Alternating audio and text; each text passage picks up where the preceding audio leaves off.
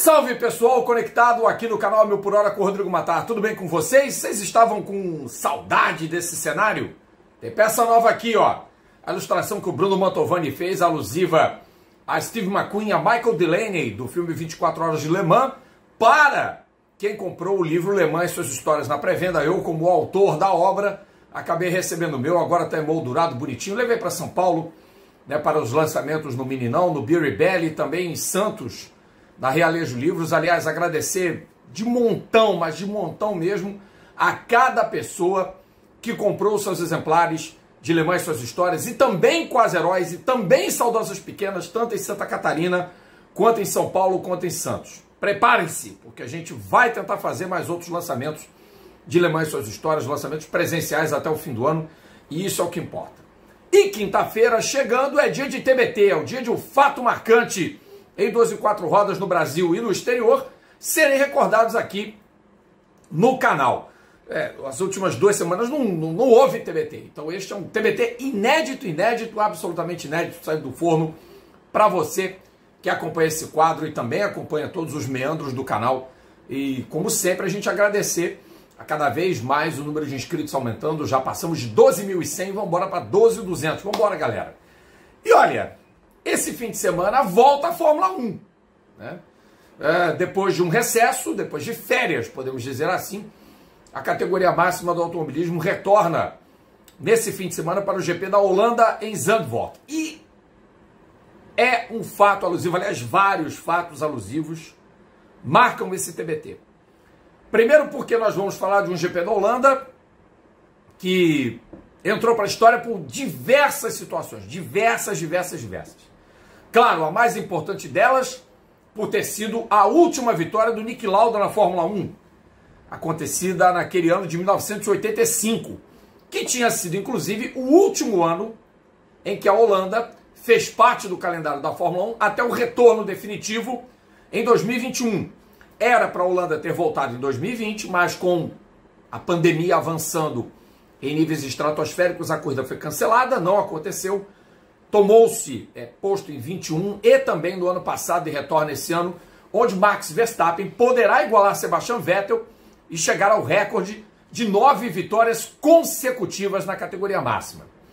E naquela oportunidade, em agosto de 85, quando a corrida aconteceu, o Mundial de Pilotos estava empatado rigorosamente com Prost e Michele Alboreto iguais com 50 pontos. Chegaram idênticos em pontuação nos Países Baixos. Alboreto carregando a esperança de ser o primeiro italiano desde Ascari a ser campeão pela Ferrari. Esperança, como se sabe, nunca concretizada. Prost com a responsabilidade de ser o primeiro francês campeão do mundo. Coisa que Lafitte poderia ter sido em 81, até o próprio Prost, que foi derrotado também em 81, em 83 por Piquet e em 84 por Lauda, quando perdeu de forma polêmica o Mundial daquele ano por meio ponto. Então o GP da Holanda chegava a um ponto crucial da temporada, seria a chave e uma corrida antes do GP da Itália, que também seria absurdamente decisivo para os rumos do Mundial, e a Silly Season estava a todo vapor, porque o Lauda, na corrida anterior em Zandvoort, na Áustria, onde liderou e quase venceu, o Lauda tinha anunciado que ia se retirar de novo da Fórmula 1. Para quem não sabe, o Lauda já tinha experimentado uma desilusão. E olha, ele tinha 30 anos quando resolveu abandonar a Fórmula 1 no fim de 79. Dizia que era inútil correr em círculos e terá pedido uma fortuna que o Bernie Ecclestone não quis pagar. E aí ele foi se dedicar à companhia de aviação dele, a Lauda Air, ou Air Lauda, não lembro nem o nome direito da companhia. Enfim, o Lauda volta em 82, era Lauda Air, tá? Lauda Air. O Lauda volta para a temporada de 82 como piloto McLaren, sendo o piloto mais bem pago da Fórmula 1, exatamente para sanar os problemas financeiros advindos da sua companhia de aviação. E já bicampeão mundial, aos 35 anos de idade, ele incesta o Prost, é tri, né? Provocando uma desilusão na cabeça do anão. E aí na Áustria, antes da corrida da Holanda, ele anuncia que está fora, e o paddock do GP da Holanda fervilha, porque Piquet assina com a Williams. Rosberg fecha com a McLaren. A Renault estava em vias de encerrar suas atividades e Derek Warwick estava negociando para ser o substituto do Hélio de Angelis, que já tinha assinado, além do Ricardo Patrese, para compor em dupla na Brabham, graças a Olivetti e à influência dos pneus Pirelli, que equipavam a equipe britânica em 1985. E no meio desse turbilhão todo, o Piquet, já com seu litígio anunciado depois de 7 anos praticamente com a equipe britânica, que ele defendia e que lhe ofertou 2 títulos mundiais e pela qual vencera, e ninguém poderia prever que seria a última vitória da história da escuderia no GP da França em 85 em Paul Ricard. Aliás, naquela oportunidade o Piquet se tornou o primeiro brasileiro a vencer o GP da França, quebrando um tabu histórico. O Piquet fez a pole position para o GP da Holanda. Era algo raro, contando a enorme irregularidade da Brabham naquele campeonato. Primeiro, o BT-54 era até um bom carro, era um bom chassi, mas o Piquet tinha que ter a obrigação de ficar testando para a Pirelli, e era uma coisa que ele já não queria muito. A equipe também, o Bernie Ecclestone já não tinha tanto interesse em investir na escuderia. E ele contratara um pay driver chamado François Esnault, que nada acrescentou à equipe. Quando o Mark Surer chegou por influência da BMW, as coisas começaram a melhorar um pouco. Eu lembro que chegou um ponto que o Piquet, no campeonato, não tinha nada, 0. Aí quando ele chega em 6º em Detroit, ele está em último entre os pilotos que pontuam. Ele milagrosamente ganha o GP da França, numa corrida em que os pneus Pirelli renderam, e a Brabham não teve problemas de ordem mecânica. E em Silverstone, o Piquet consegue chegar em 4º, Deus sabe como, porque foi uma corrida que quase todo mundo parou com pane seca. Eu lembro do Ayrton ter parado com pane seca naquela prova. E o Piquet quase foi ao pódio em San Marino, terceira etapa do campeonato, e também parou com pane seca. Fora o acidente com o Patrese em Mônaco, enfim, mas isso não vem mais ao caso. Então era uma fase muito ruim da relação Brabham e Piquet, e Ecclestone, logicamente, Gordon Murray e tudo mais, porque estava cansado daquilo. Mesmo assim, os pneus de classificação da Pirelli renderam muito bem e ele fez a pole position. Um outro detalhe curioso desse GP da Holanda. Ele marca a primeira prova da história da Fórmula 1 com todos os carros equipados com motor turbo comprimido. Porque a Tyrrell se rendeu às evidências. No meio do ano ela ainda usava os 2 carros com motor Cosworth, com 400 HP a menos que os motores de classificação. Não dava para tirar mais nada dos Cosworth que tinham estreado em 67 na Fórmula 1. Eram motores confiáveis, mas anacrônicos demais, lentos demais. E aí ia jogar no lixo as carreiras do Brundle, do Stefan Beloff, enfim. E aí a Tyrrell assinou um acordo para ter os motores Renault. Eles estrearam, se não me engano, no GP da Alemanha com o Beloff, ou na Inglaterra com o Martin Brundle, pode ter sido um ou outro. Mas certo é que havia um revezamento, e no GP da Holanda, os 2 pilotos já estavam com os seus Tyrrell 014 equipados com motor Renault Turbo. Eram a McLaren com o Stag Porsche, com Lauda e Prost. A Tyrrell com Brundle e Beloff motores Renault Turbo. A Williams Honda com Mansell Rosberg, Brabham BMW com Piquet e Surer. A Ram com motores Hart, com Manfred Wilkenrock e Kenny Atkinson. Ou Wilkenrock, eu não lembro se o Wilkenrock morre entre Holanda e Canadá, mas ele tem um acidente fatal. O Beloff também teve um acidente fatal e foi entre os GPs da Holanda e da Itália. Talvez o Wilkenrock tenha falecido. Antes era Atkinson e Alliot, desculpem, Atkinson e Alliot na Ram, De Angelis e Senna na Lotus, Tambay e Warwick na Renault, Berger e Boutsen na Arrows, que correu com motores BMW, Fábio Ghinzani de Toleman Hart, Shiver e Patrese na Alfa Romeo com o carro de 84, já que o de 85 se revelava completamente ineficaz. A equipe não fez um ponto naquele campeonato. Horror, né? A temporada da Alfa. Ozella com o mesmo motor Alfa V8, sem injeção eletrônica, com o Rub Rottengatter. A Ligier Renault com o De Césares e Lafitte, inclusive o De Césares seria substituído para o GP da Holanda. E as opções eram Michel Ferté, tinha mais um outro piloto que eu não vou lembrar, O Jean-Pierre Jarier estava com 39 anos de idade.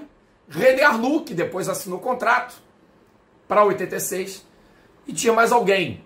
Mas ninguém topou a oferta do Gilligier, que estava insatisfeito depois do De César de ter capotado em Zeltweg. E aí o André fez sua última prova pela Ligier para depois ser substituído pelo Philippe Streiff a partir do GP da Itália. A Ferrari com o Alboreto e o Johansson, a Minardi com Pierluigi Martini e Jonathan Palmer completando o grid com a Zack Speed. Então eram 27 carros nessa época e todos equipados com motores turbo. 4, 6, 8 cilindros. E aí a corrida começa, GP da Holanda, e puf! Para a Brabham do Piquet na posição de largada. Ele e o Boutsen não se moveram. E o Lauda inicia uma corrida extraordinária, pulando de 10º do grid para 5º na primeira volta.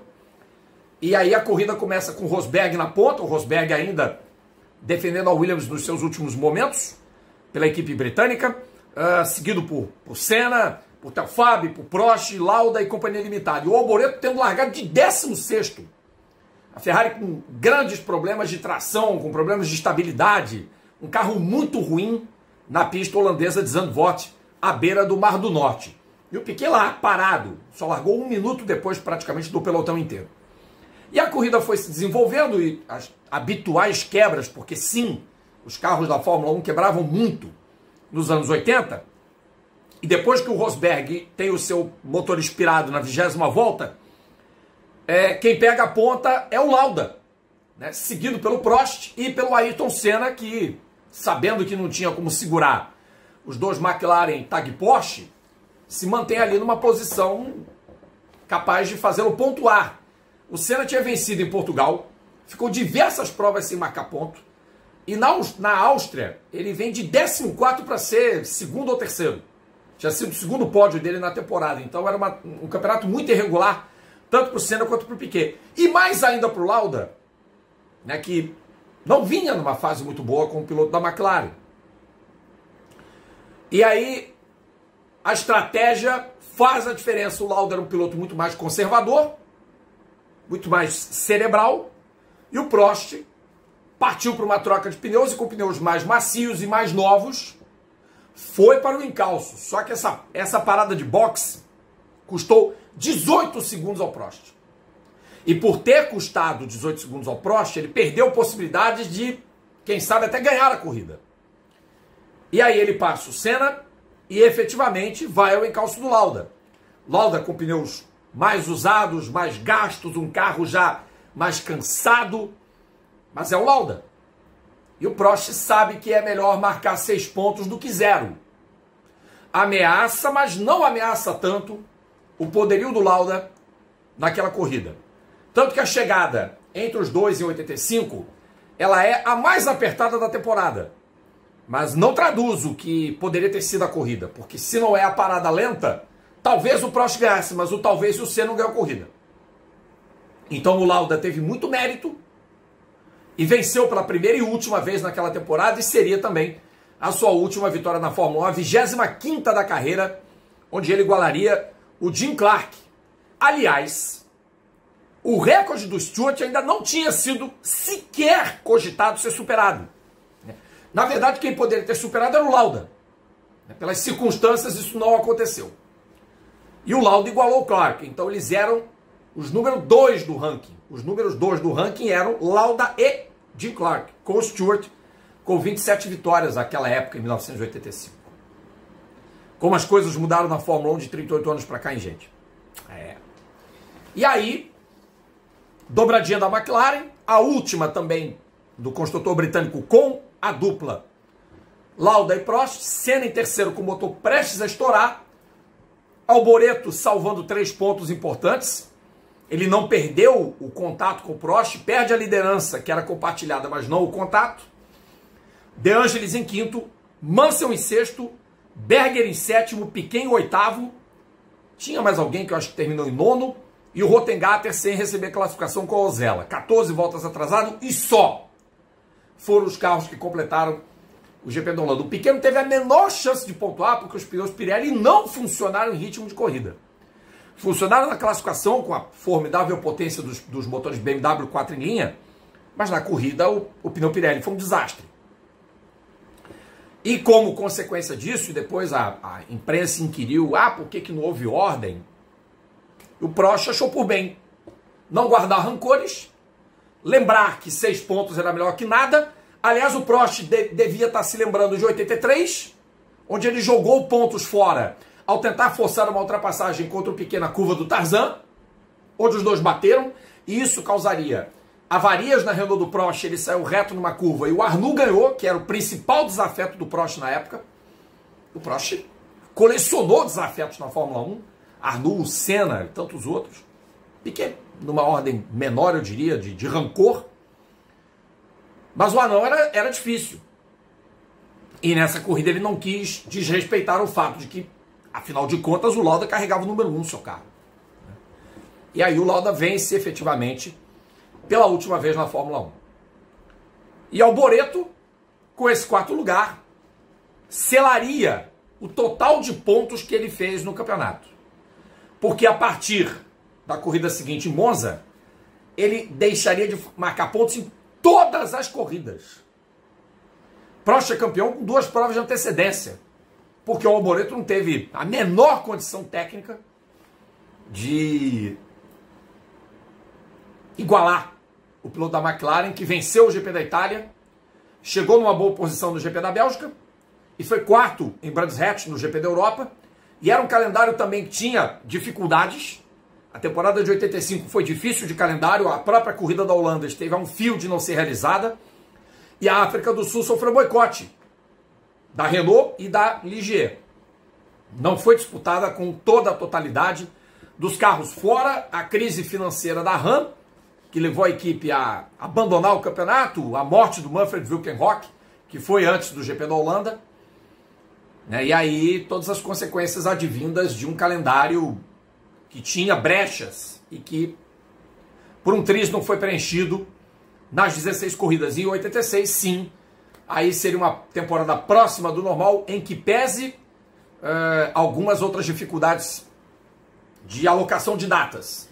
GPs da Europa normalmente eram colocados em prática para cumprir brechas de calendário, e a corrida de Brands Hatch, que inclusive o John Watson corre com o carro numeral 1, como muita gente lembrou da história da numeração, que também foi um caso de um piloto não campeão a usar o dorsal número 1, substituindo o Lauda, que tinha tido uma fratura por conta de um acidente em Spa-Francorchamps.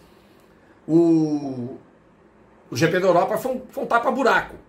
E a África do Sul, a FIA e o Bernie Ecclestone, que era o dono do espetáculo, com a foca, atropelaram toda a ética política. Aliás, a Fórmula 1 é o zero e vezero em fazer isso. É claro que a gente fala que as questões humanitárias deveriam ser levadas mais em conta no esporte, mas o que mais é levado em conta no esporte, especialmente no esporte tão elitista e mercantilista quanto a Fórmula 1, é a grana. Como diria Caetano, é a força da grana que ergue e destrói coisas belas. E o racismo, sob qualquer questão, é um crime. E era uma época de muito apartheid. E havia um boicote ferrenho às questões raciais da África do Sul. Só foram resolvidas quando Nelson Mandela foi libertado. Enfim, nós não estamos aqui para fazer proselitismo, não estamos aqui para fazer aula de história, nem nada, mas são nuances que não podem ser desconhecidas do público ou descartadas para qualquer tipo de análise. Especialmente quando você olha para a Fórmula 1 de hoje e vê Arábia Saudita, Bahrein, Catar no calendário. Bom, o GP da Holanda de 85 foi histórico por várias razões, entre elas ter sido a corrida da vitória derradeira de Andrés Nicolaus Lauda, que já nos deixou, que já está no andar de cima, e também por ter sido a primeira prova da história com carros de motor turbo, o que aconteceu até o GP da Austrália de 86, porque depois, em 87, os motores aspirados voltariam para uma transição de regulamento que entrou para valer em vigor na Fórmula 1 em 89. E pensar que também no GP da Holanda de 85 tentou-se rasgar o Pacto da Concórdia quando Jean-Marie Balestre propôs uma redução da cilindrada dos motores turbo, muito preocupado com as questões de falta de resistência, de quebra dos equipamentos, também de teto orçamentário. Também ninguém falava nada de teto orçamentário, mas os custos estavam também subindo a níveis estratosféricos, o que poderia ferir, inclusive, a participação de equipes menores, como a própria Osella, como a Rank, que acabou fracassando, né, no fim do campeonato de 85. A Rank já não tinha mais condição nenhuma técnica de continuar. Zack Speed, a Tyrrell, que era uma equipe já mediana. Então, era uma preocupação vigente na época. E, claro, a ideia não foi para frente. Até porque, claro, depois a FIA e a FOCA pensaram melhor e decidiram pelo retorno dos motores de aspiração normal, o que aconteceu de forma gradativa e depois em definitivo a partir do campeonato de 89. Certo é que em 85 nós vivíamos um momento de efervescência da Fórmula 1, de ebulição, né, da Silly Season, muito diferente dos dias atuais. Nós estamos em agosto e não se fala nada sobre mudanças nas equipes atuais de 2023 para o próximo ano. Se acontecerem, serão em nível bem pequeno, né? Também não há uma certeza se haverá uma 11ª ou uma 12ª equipe na categoria num novo regulamento técnico em 2026. Também não se sabe como será aplicada a questão da regra técnica para daqui a 3 anos, ou menos, né? Porque nós já estamos em agosto, então menos de 3 anos. Enfim, são incertezas. E em 85, para 86, o mercado já estava fervilhando, né?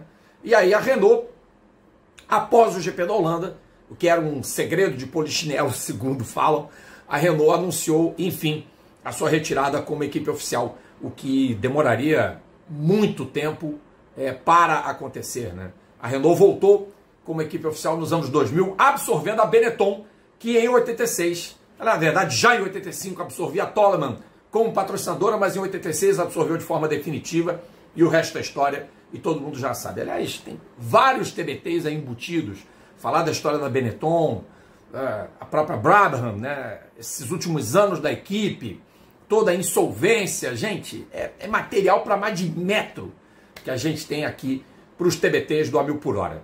Tá certo, pessoal? Então, obrigado por terem assistido esse vídeo inédito, obrigado a quem assistiu on demand, depois, porque esses vídeos ficam sempre disponíveis no canal, todo o nosso conteúdo, todas as nossas playlists aqui. Não deixem de assinar o canal, não deixem de contribuir com o clube de membros, não deixem de comprar Le Mans e suas histórias no site da Gulliver Editora e não deixem de prestigiar o nosso trabalho, que é o mais importante.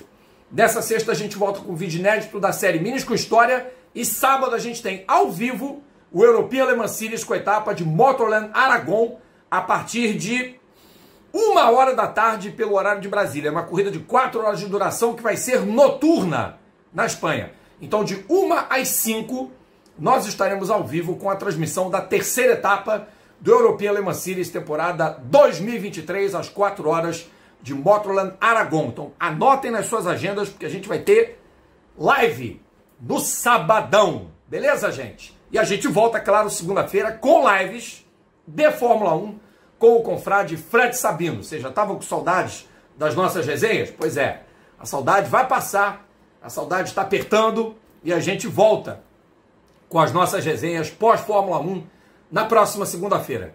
Combinado, pessoal? Um abraço a todas, um abraço a todos, fiquem bem e tenham uma ótima quinta-feira. Tchau!